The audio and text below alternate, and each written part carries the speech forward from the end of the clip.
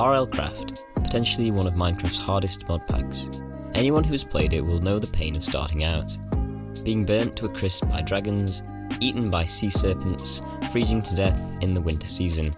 It doesn't matter how, you will almost definitely die in the first few hours of playing. But after you beat the challenge of surviving your first few days in RLCraft, you might be looking to get some XP to boost your chances of survival.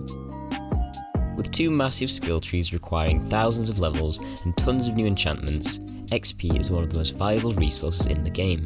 And because all vanilla farms will not work in RLCraft, getting lots of XP can be a very slow process. But I found a way. Recently, I showed Reddit how I get XP in RLCraft, and a lot of people have asked for a tutorial, so I've done just that and put together a step-by-step guide on how to build it. xaphans may patch this in a future update, but at the time of uploading this works perfectly, so give it a go before it gets patched. This farm spawns enemies by placing water over lava. The game registers this as a player trying to form stone, which in RLCraft has a chance to spawn an enemy. When we take the lava away before the stone forms, the enemy still spawns, and we can repeat this process very quickly. Using a certain combination of enchantments on your sword, I have designed a farm which spawns enemies 360 degrees around the player, all of which can be killed in just a few hits, dropping more XP than you can even pick up. So let's get into how to build it. The things you'll need are on screen now, so feel free to pause, grab these things and then come back. It's worth noting that you don't necessarily need all of the lava buckets and you don't necessarily need a good sword, you can just use a paxel at first. You also don't necessarily need all the dispensers, you could probably run this with just 2 or 4 dispensers and 4 lava buckets first. So to begin building, we're going to just place 1 block down here, and this is where we'll be standing to kill the enemies. And then we're going to mine out 3 blocks on each side, just like this. If you are building this underground, which I did, you'll need to first mine out about a 20 by 20 area that's about 6 blocks high. And then we're just going to remove all these blocks here.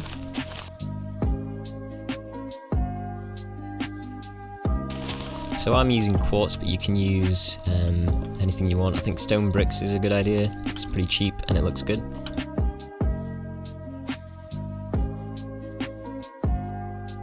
Okay, and then when you finish that, you should have a 7 by 7 grid here, with 1 block in the middle. And then we're going to stand in the middle and we're going to look outwards, and on the left block here, we're going to place 5 blocks, 3, 4, 5, and we're going to repeat this on every side. So the left block, 1, 2, 3, 4, 5, this one, 1, 2, 3, 4, 5, and then this one, 1, 2, 3, 4, 5. And that should look like this.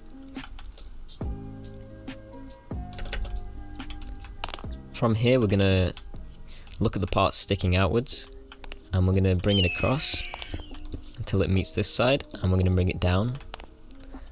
So we're going to bring this one across and down as well. We're going to do this on all 4 sides.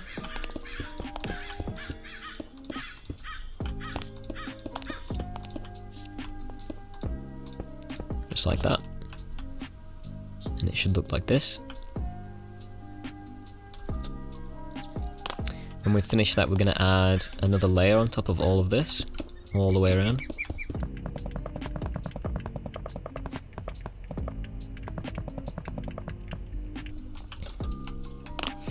After we've built that up too high all the way around, we're going to come to this middle block here, and we're going to bring this across.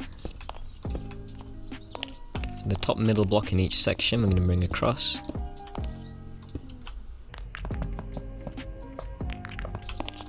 And when we finish that, we should have a 1 gap here, and then another gap here before the center part, and then room underneath as well. It should look like this. We can then take our water buckets,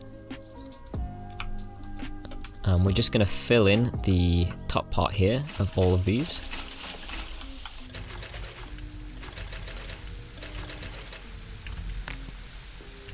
We are then going to add our pressure plates. It can be any kind of pressure plates, I'm just going to be using stone, and leave a 1 block gap around this center part, and then place a square of pressure plates all the way around. So you should have water running into the edge part of this quartz bit all the way around. And then we're going to add our dispensers. We're just going to put them in these gaps here on each side.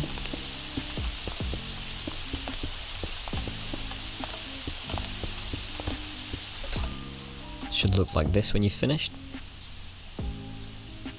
And just to check, make sure each dispenser is dispensing just above one water block each. So this one does that one, this one does that one, all the way around.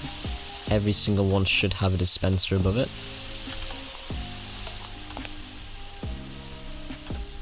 Next we're going to choose a corner, it doesn't matter which. I'm going to go for this one.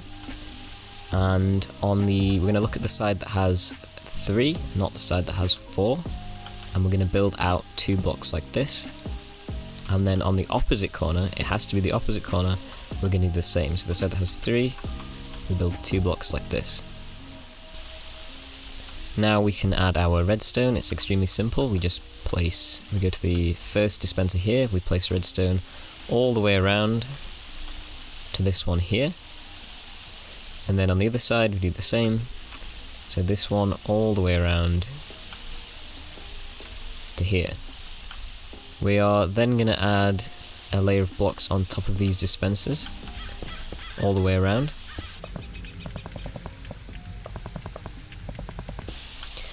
And on the corners that we've added blocks, we're going to put a lever on the inside. So one here, and one here. And when we activate those, it should power all of these dispensers at once. We're going to leave these on for now, so they don't get triggered when we add the redstone in a moment. And then we're going to come back to these corners where we've added the blocks, and we're going to build out 4 from this one here. 1, 2, 3, 4. And then we're going to put a block, one from the edge, just here and here. We're then going to bring this redstone over all of these blocks.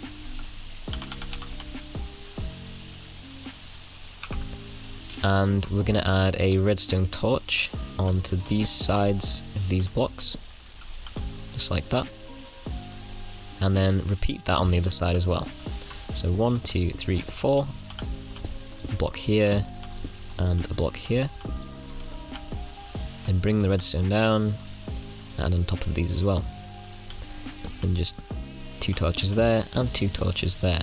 So it should look like this.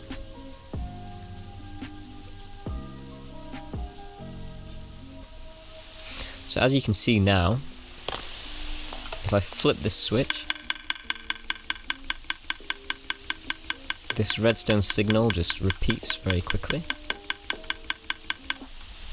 You might want to just check that on both sides, make sure it works. This should be fast enough so that the lava appears and is removed before any stone actually forms. I've tried other methods for the 1-tick pulses, but they didn't seem to work. This was the only one I could get to consistently work without forming tons of stone. And it's also the cheapest one, because it only requires 4 torches and a bit of redstone. There's no comparators or anything like that. We're then going to go ahead and add the slabs so that the enemies don't kill us. So we're just going to look at the top block here of the dispenser. And we're going to build a square all the way around above these pressure plates here.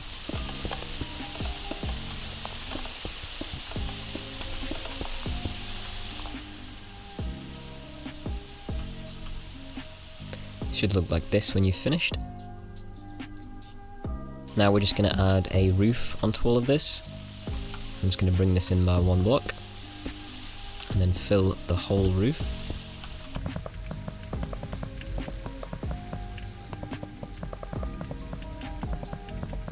So there's a few ways you can get in and out of this. When I made it, I did it through the roof.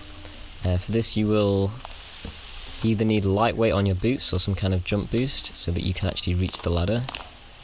Alternatively, you can grab a piston and a lever and put it underneath this block here, and then when you want to leave you just pop it up like that and you can bring it back down like this. or if you prefer, you can come in through the bottom and just have a ladder leading up here like this.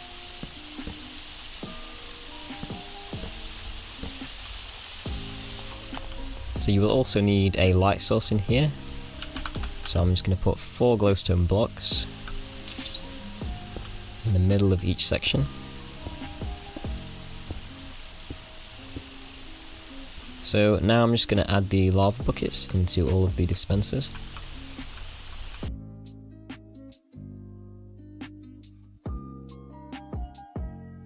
Before you switch it on, it is important that you have a sword which is capable of killing them all.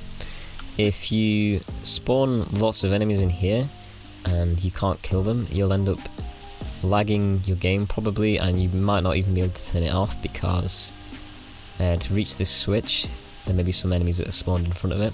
So for the sword you'll need arc/3, which will allow you to hit multiple enemies at once. I recommend having some kind of damage increasing enchantment. I've gone for advanced sharpness 5 here.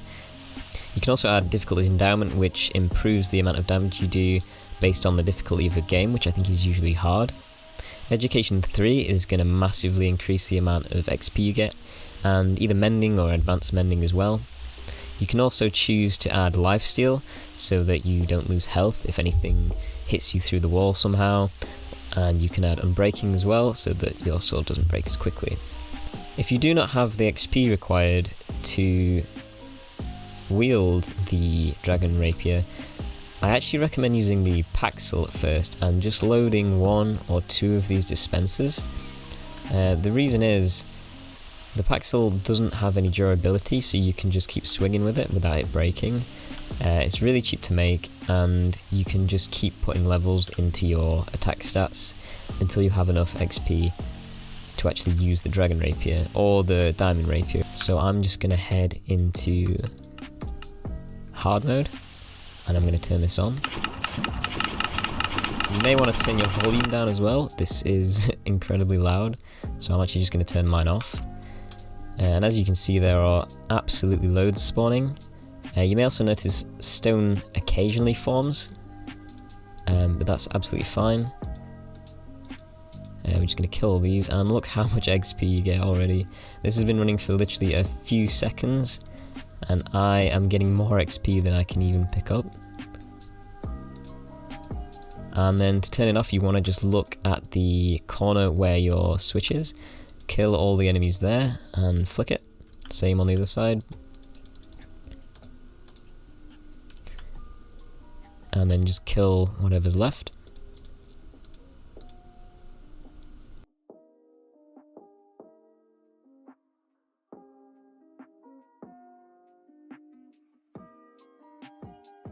And then for the stone, you can just break it. Sometimes when you switch the farm off, you will actually notice that the lava stays like this, and it's a little bit annoying, but to fix that you just flick the switch twice very quickly and it gets rid of it. So each time you flick it twice, it either puts the lava down or takes it away.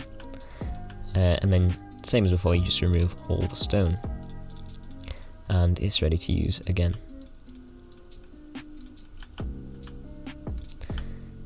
If you are building this outside normally, you may notice some Argus spawn, like these two here. It's not usually a problem, but if you prefer to avoid that, you may be better off building this underground or somewhere that won't be an issue.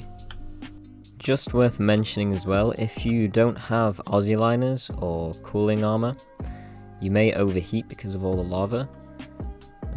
You may be able to get around that just by placing signs on each side like this and then putting some water down. If you are coming out through the top like this, I do recommend having another room on top that's safe from all these enemies. Maybe add an enchanting table, some chests, that kind of thing.